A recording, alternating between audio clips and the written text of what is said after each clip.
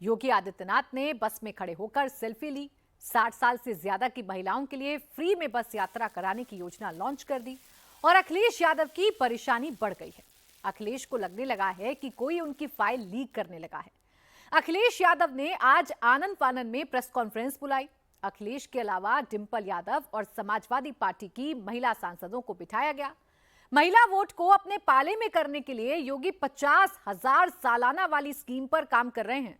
तो आज अखिलेश यादव ने ऐलान कर दिया कि अगर 2027 में उनकी सरकार आई तो महिलाओं को सालाना 40,000 रुपए की आर्थिक सहायता दी जाएगी। यूपी की आधी आबादी पर इतना जोर, इतना शोर अचानक तेज हुआ है। सवाल है, यूपी का 50% वोट 2027 में किसकी जीत की 100% गारंटी है?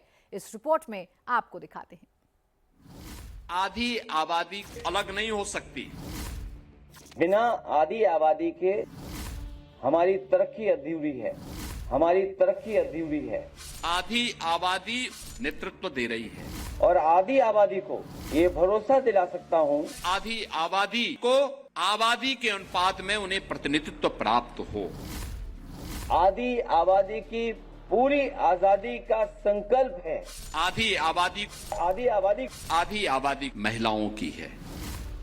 आधी आबादी को पूरी आजादी दिलाने के लिए हम लोग लगातार काम करते रहेंगे।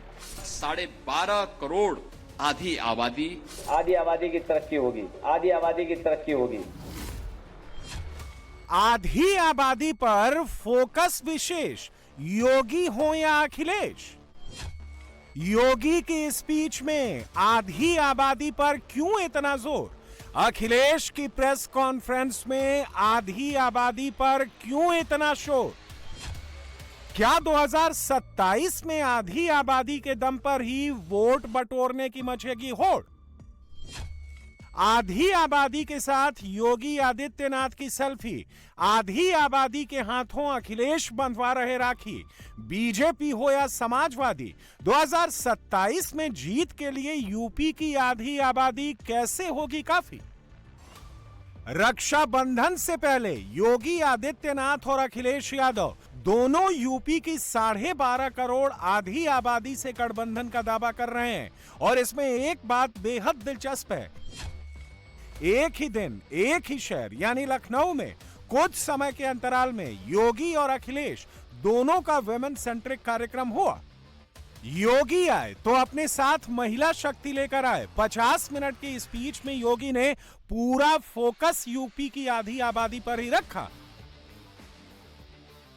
अखिलेश आए तो अपने साथ डिंपल यादव को लेकर आए, समाजवादी पार्टी की महिला सांसदों को लेकर आए, महिला कार्यकर्ताओं को लेकर आए। कैमरे के सामने अखिलेश ने राखी भी बंधवाई और साफ कह दिया कि चढ़ावा चोरी पर नहीं, अयोध्या पर नहीं बात करनी है तो आधी आबादी पर बात करो। आज केवल इन सवालों पर पूछोगे तो पूछोगे, नहीं अभी वहां नहीं जाना, अयोध्या नहीं जाना, बाद में बात करेंगे। नहीं अभी वहां नहीं जाना, अयोध्या नहीं जाना, बाद में बात करेंगे। नहीं अभी वहां नहीं जाना, अयोध्या नहीं जाना, बाद में बात करेंगे। सोचिए, जिस चढ़ावा चोरी के पीछे छिपकर अखिलेश की पार्टी ने मॉनसून सत्र चौपट कर दिया, अब वही पार्टी उस मुद्दे से दूर भाग रही है। इस वक्त उसके फोकस में सिर्फ यूपी की महिलाएं हैं और यूथ हैं, और ये बात अब किसी से छिपी नहीं है। मैं समझती हूँ एक संदेश पहुंचा है पूरे देश में, पूरे समाज में कि भारतीय जनता पार्टी को हरा सकते हैं हम लोग मिलकर। अगर हम लोग साथ लड़ेंगे तो भारतीय जनता पार्टी को हराना कोई मुश्किल कार्य नहीं है। तो मैं समझती हूँ कि ये आंदोलन एक तरीके से संजीवनी बूटी साबित हुआ है इस पूरे भारतवर्ष के लिए। जैसे कि मैंने कहा, आंदोलन में भाग लेके हमको भी एक तरह की शक्ति का अनुभव हुआ है। तो अब जब जहां जरूरत पड़ेगी समाजवादी पार्टी पूरी तरह से तैयार है। पिछले 24 घंटे की योगी की टाइमलाइन भी चेक कर लीजिए। मंगलवार को योगी के फोकस में यूपी के 6.5 करोड़ युवा थे, तो बुधवार को योगी के फोकस में यूपी की 12.5 करोड़ महिलाएं थीं। यानी क्लियर पैटर्न दिख रहा है कि इस बार यूपी चुनाव में अखिलेश के एमवाई की टक्कर योगी के एमवाई से होगी। यहां अखिलेश का एमवाई मुस्लिम यादव नहीं, महिला यूथ है। उधर योगी भी बूथ बूथ इसी एमवाई यानी महिला यूथ के साथ ही चुनाव में जाना चाहते हैं। इसमें भी महिला वोट बैंक एक बहुत बड़ा फैक्टर है, जिस पर योगी और अखिलेश के बीच जुबानी जंग छिड़ गई है। कौन कितनी महिलाओं को चुनाव लड़ाएगा, कौन महिलाओं का वोट पाएगा, इस पर फाइट शुरू हो गई है। प्रधानमंत्री मोदी जी के कारण पहली बार आधी आबादी को शासन की योजना से जोड़ने के लिए एक व्यापक कार्य योजना बनी। यानी सब कुछ जो भी है, आधी आबादी उससे अलग नहीं हो सकती और उनको भी पर्याप्त प्रतिनिधित्व प्राप्त हो, इस दृष्टि से ये सब कार्य सरकार ने आगे बढ़ाने का निर्णय लिया। आधी आबादी को आबादी के अनुपात में उन्हें प्रतिनिधित्व प्राप्त हो, और इसी के लिए आपने देखा होगा प्रधानमंत्री जी ने देश की संसद में नारी शक्ति वंदन अधिनियम पारित करवाया। संसद और विधानसभाओं में भी महिलाओं को 1/3 प्रतिनिधित्व प्राप्त हो, अनिवार्य रूप से प्राप्त हो, इसके लिए कानून बनाया। मोदी जी उसको 29 में लागू करना चाहते थे, लेकिन एक कांग्रेस और समाजवादी पार्टी ने विरोध कर दिया। अभी संसद में पेंडिंग है, अवसर मिलने पर उसे पारित करने की दिशा में कार्य किया जा रहा है। समाजवादी पार्टी की कोशिश होगी कि भारतीय जनता पार्टी से ज्यादा लड़ाएं, और हम भारतीय जनता पार्टी से अपील करेंगे कि नारी को नारा न बनाएं। जो आरक्षण लागू हो चुका है उसको लागू करें। और अभी तो इलेक्शन कमीशन आए थे, चीफ इलेक्शन कमीशन, अभी अगर क्लोज डोर बात हो जाती तो 27वीं लागू हो जाता। हम तो कहेंगे कि आज के दिन जब इतनी महिलाएं बैठी और यहां पर हैं सभी, और आप लोग के माध्यम से भारतीय जनता पार्टी को रक्षाबंधन के दिन ये फैसला ले लेना चाहिए कि बहनों के लिए आने वाले समय में आरक्षण लागू होगा। इस बार उत्तर प्रदेश के चुनाव में कुल 13,39,84,792 वोट डाले जाएंगे। इनमें से महिला वोटर्स की संख्या 6,09,09,525 होगी। यानी यूपी के कुल वोटर्स में से 45.46% महिलाएं हैं। यूपी की इस महिला वोट बैंक पर राहुल गांधी और उनकी पार्टी की भी नजर है। योगी आदित्यनाथ और अखिलेश यादव भी इस वोट बैंक को अपने साथ इंटैक्ट रखना चाहते हैं। सवाल है कि यूपी की आधी आबादी किसे सेलेक्ट करेगी, किस पर ट्रस्ट करेगी। यह समझने के लिए आपको यूपी के पिछले 2 चुनाव का डेटा देखना चाहिए। 2017 के यूपी विधानसभा चुनाव में बीजेपी को 41%, बसपा को 23%, सपा को 20% और कांग्रेस को 5% महिलाओं का वोट मिला था। जबकि 2022 के यूपी विधानसभा चुनाव में महिलाओं में एनडीए को मिला अनुमानित वोट शेयर 46 से 48% के बीच था। सपा गठबंधन को 32 से 35%, बसपा को 12 से 14% और कांग्रेस को 2 से 3% महिलाओं ने वोट दिया था। यानी 2022 के चुनाव में महिलाओं में बीजेपी को समाजवादी पार्टी पर 13 से 16% का बड़ा अंतर मिला था। यानी 17 और 22 के यूपी चुनाव से साफ हो जाता है कि उत्तर प्रदेश की महिला वोटर्स योगी पर ही ट्रस्ट करती हैं, इसीलिए योगी को सेलेक्ट करती हैं। और ऐसा क्यों है, ये भी समझिए। 2017 में यूपी की 47% महिलाओं ने वोटिंग से पहले किसी की सलाह ली थी, जो 2022 में घटकर 32% रह गए। यानी महिलाएं परिवार के पुरुष सदस्यों से अलग फैसला लेने लगीं और बीजेपी की साइलेंट वोटर्स बन गईं। 18 से 25 साल की युवा महिलाओं और 56 साल से ज्यादा की बुजुर्ग महिलाओं में भी बीजेपी का लीड 2022 में सबसे ज्यादा था। इसकी सबसे बड़ी वजह योगी सरकार की सख्त कानून व्यवस्था वाली छवि और योगी सरकार की कल्याणकारी योजनाएं हैं, जो यूपी की महिला वोटर्स में हिट हैं।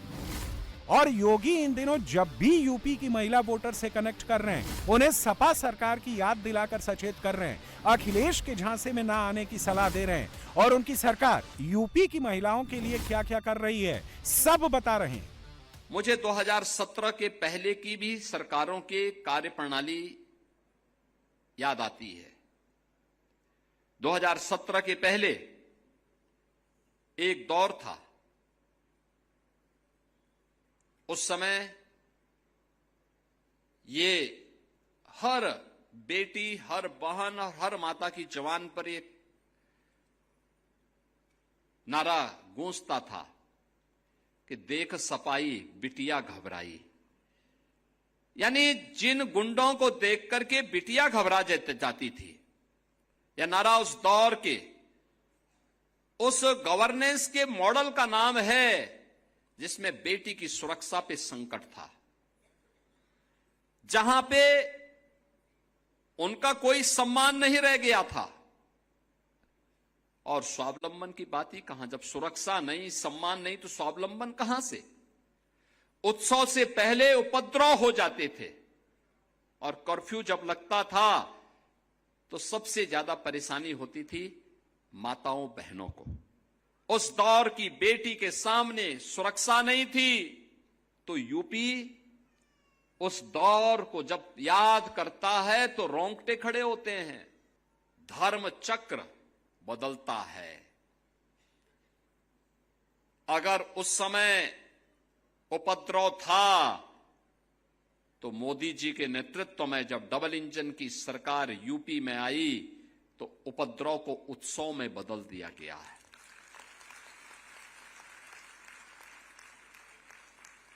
कर्फ्यू और दंगा से मुक्त करके यूपी को चंगा बना दिया गया है।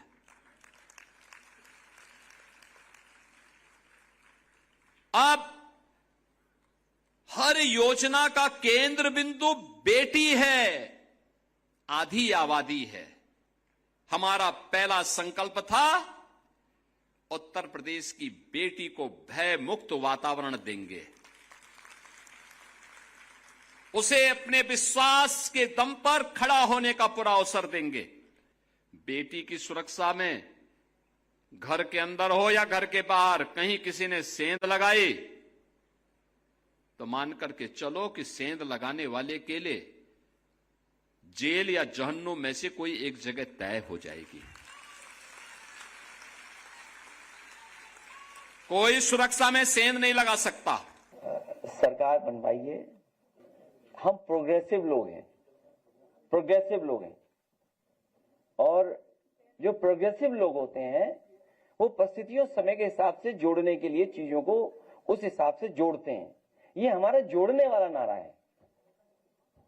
ये जो पीडीए का नारा है, ये जोड़ने वाला नारा है। तो जो पीड़ित है, दुखी है, जो अपमानित हो रहा है, वो पीडीए है। और जितना हम प्रेम, दया, अपनापन दिखाएंगे उतना ही हम पीडीए के लोगों को जोड़ने का काम करेंगे। पीडीए का मतलब पेट में दर्द भी है, तो उन्हें पेट में दर्द हो रहा था कि समाजवादी पार्टी कैसे दे सकती है। इसके अलावा हाल फिलहाल में ये पैटर्न भी दिखा है कि महिलाओं का हायर वोटर टर्नआउट हर बार बीजेपी के लिए फायदेमंद साबित हुआ है, और ये बात यूपी पर भी लागू होती है। लोग देखते रहिए हैं, इधर अपने हिस्से देखिए। 2017 में महिलाओं का टर्नआउट पुरुषों से 4% ज्यादा था। 2022 में महिलाओं का टर्नआउट पुरुषों से लगभग 2.7% ज्यादा था। नतीजा ये हुआ कि पिछले चुनाव में महिलाओं में बीजेपी को सपा पर 13 से 16% का लीड मिला। एनालिसिस के मुताबिक 2022 में बीजेपी और समाजवादी पार्टी के बीच कुल वोट अंतर का बड़ा हिस्सा यानी लगभग 60 से 80% महिलाओं के वोट से ही आया था। अखिलेश ये बात अच्छी तरह से जानते हैं, इसीलिए वो अभी से महिला वोटर्स को रिझाने के लिए तरह तरह के हथकंडे अपना रहे हैं। योगी सरकार के काउंटर में अखिलेश यादव और डिंपल यादव ने सपा की महिलाओं वाली नई स्कीम का ऐलान कर दिया है। योगी सरकार गरीबी रेखा के नीचे रह रही महिलाओं को हर साल 4 किश्तों में 50,000 रुपए की आर्थिक सहायता देने पर विचार कर रही है। तो इसके जवाब में अखिलेश ने यह जाल फेंका है कि अगर 2027 में उनकी सरकार बनी तो महिलाओं को सालाना 40,000 रुपए की आर्थिक मदद दी जाएगी। योगी ने इससे भी सचेत रहने को कह दिया है। पीडीए के ए में शामिल आधी आबादी के प्रति ये योजना हमारी सकारात्मक सोच का परिणाम है। स्त्री सम्मान समृद्धि योजना हम 40,000 से करेंगे शुरुआत, जिसमें बढ़ोतरी होगी हर साल।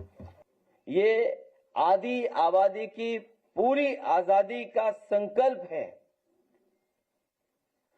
और उन्हें हर साल 40,000 रुपए दे करके उन्हें आगे बढ़ाने का काम समाजवादी सरकार में होगा।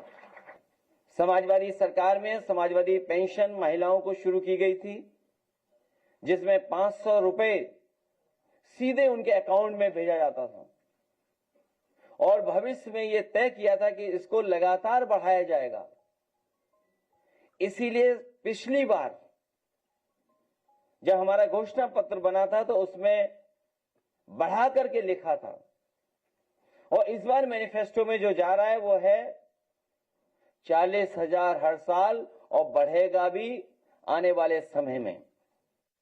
जब रक्षाबंधन के त्योहार पे आप बस चला रहे हो और भी योजनाएं लागू करने का बहाना कर रहे हो तो ये भी सच बोल करके महिला आरक्षण लागू करने का भी काम किया जाएगा। समाजवादी पार्टी कितना पैसा देती थी? समाजवादी पार्टी के समय में 300 रुपया मिलता था। हम 12,000 रुपया सालाना दे रहे हैं और 300 रुपया वो देते थे, उसमें भी आधा पैसा चट कर जाते थे।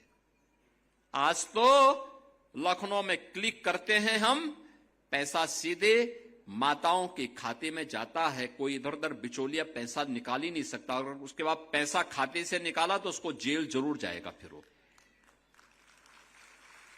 यानी ये सफाई वहां डकैती डाल देते थे, हमने डकैती डालने का भी अवसर इनको नहीं दिया है।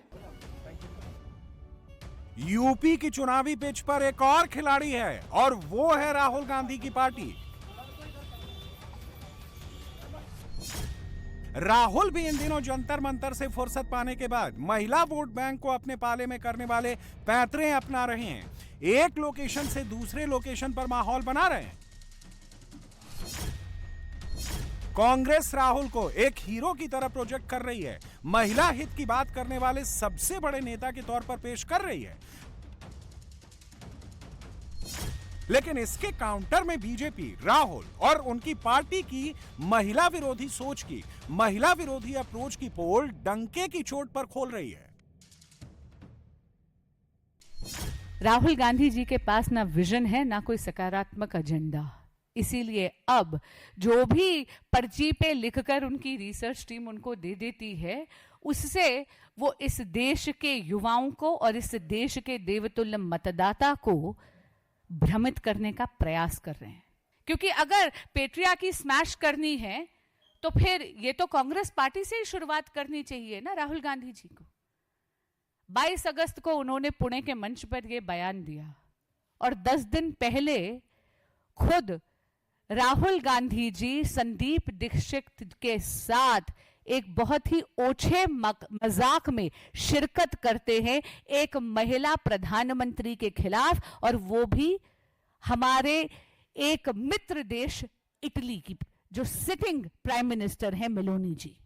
जब हमारी मंडी की सांसद कंगना रनौत जी को टिकट मिली थी तो कांग्रेस पार्टी की ही एक महिला नेता सुप्रिया श्रीनेत जी के सोशल मीडिया अकाउंट से इतनी अभद्र टिप्पणी उन पर करी गई। आप सबको याद होगा, रेट पूछा गया था, याद है आपको? रेट पूछा गया था, लेकिन उस पर राहुल गांधी जी ने तब तो किसी के लिए कुछ नहीं कहा, चुप्पी साध ली। अधीर रंजन चौधरी जी की बात करती हूं। भारत की पहली ट्राइबल महिला राष्ट्रपति को उन्होंने राष्ट्रपत्नी कह के संबोधित करा, लेकिन कांग्रेस के शीर्ष नेतृत्व ने पुनः मौन साध लिया, क्योंकि महिला सशक्तिकरण कांग्रेस पार्टी और राहुल गांधी जी के लिए केवल और केवल एक चुनावी जुमला बनकर रह गया है। इस देश की किसी भी मातृ शक्ति को राहुल गांधी जी से नसीहत की जरूरत नहीं है। ये तो अभी शुरुआत है। जैसे जैसे यूपी का चुनाव नजदीक आएगा, आधी आबादी पर घमासान बढ़ता जाएगा। अखिलेश अपनी चाल चलेंगे, राहुल अपनी चाल चलेंगे।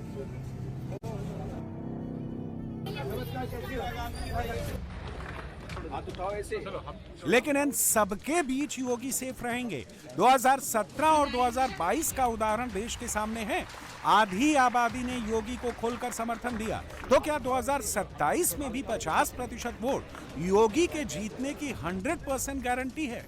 संकेत तो ऐसे ही मिल रहे हैं।